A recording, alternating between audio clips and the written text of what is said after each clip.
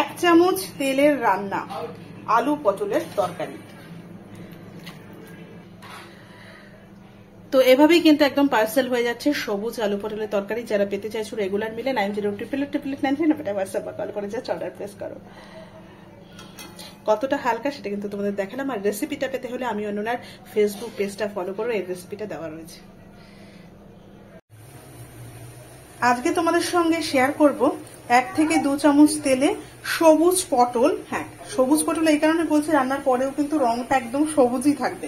অনেক সময় দেখা যায় রংটা একটু অন্যরকম হয়ে যায়, একটু কালচে হয়ে যায়, সেটা হবে না। আর তেলের পরিমাণটা অনেক কম।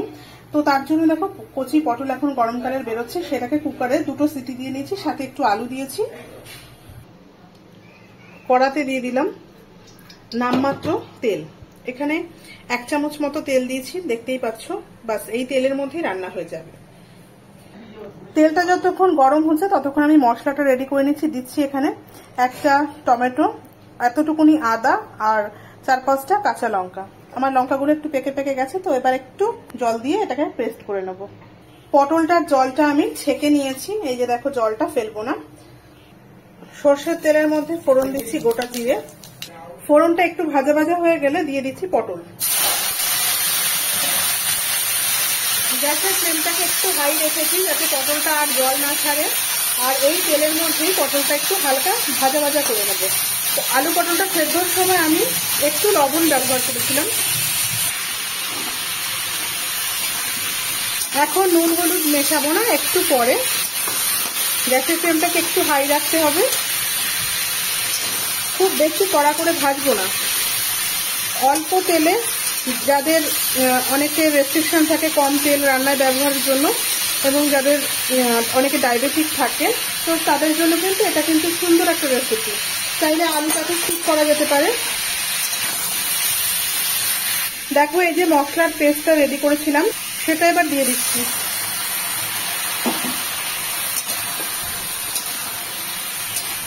এবার খুব ভালো করে কষিয়ে নেব পটলটাকে। এবার দিচ্ছি হলুদ গুঁড়ো আর জিরের গুঁড়ো। মশলাটা দিয়ে হলুদ গুঁড়ো জিরের গুঁড়ো দিলাম। এবার খুব ভালো করে আবার কষিয়ে নেব। তেল কিন্তু বিন্দুমাত্র নেই, কিন্তু খুব ভালো লাগে এটা রুটি, পরোটা কিংবা গরম ভাতের সঙ্গে ভালো লাগে। এবার আমি অ্যাড করছি এখানে সুগার ফ্রি যে পাউডার। তোমরা চিনি অ্যাড করো, নামমাত্র একটু চিনি দিলে কিন্তু টেস্টটা ভালো লাগবে। এই যে আমি সুগার ফ্রি ডায়াবেটিক আমার বাড়িতে রয়েছেন আমার হাজবেন্ড, তো রাতের জন্য এটা রেডি করছি আর কি, রুটি দিয়ে খাবো আমরা। তো তোমরা চিনি ব্যবহার করো।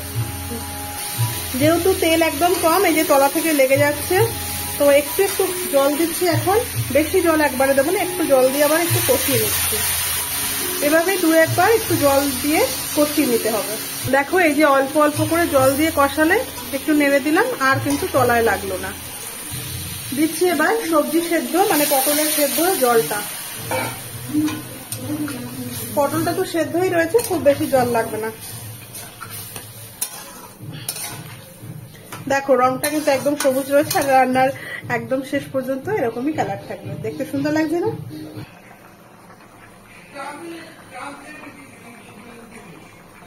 যদি কেউ ভাতের সঙ্গে এটা খেতে চাও তো একটু ঝোল রেখে কিন্তু এটা নামিয়ে নেওয়া যেতে পারে। আর রুটির সঙ্গে খেলে আর একটু ঝোল কম রাখতে হবে। একদম শেষে একটু ধনেপাতা অ্যাড করলাম।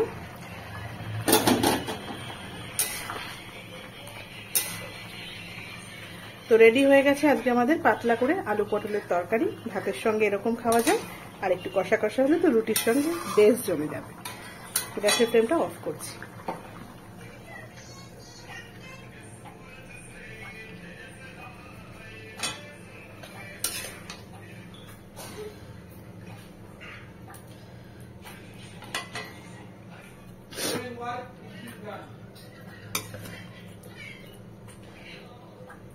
বলো কেমন লাগছে? রংটা কিন্তু একদম সবুজ, তাই না? তো এরকম ছোট ছোট রেসিপিগুলো দেখার জন্য আমি অননার পেজটাকে ফলো করো, যে ফেসবুক পেজটা রয়েছে। সবাই ভালো থেকো, সুস্থ থেকো। ভিডিওটা এখানেই শেষ করলাম।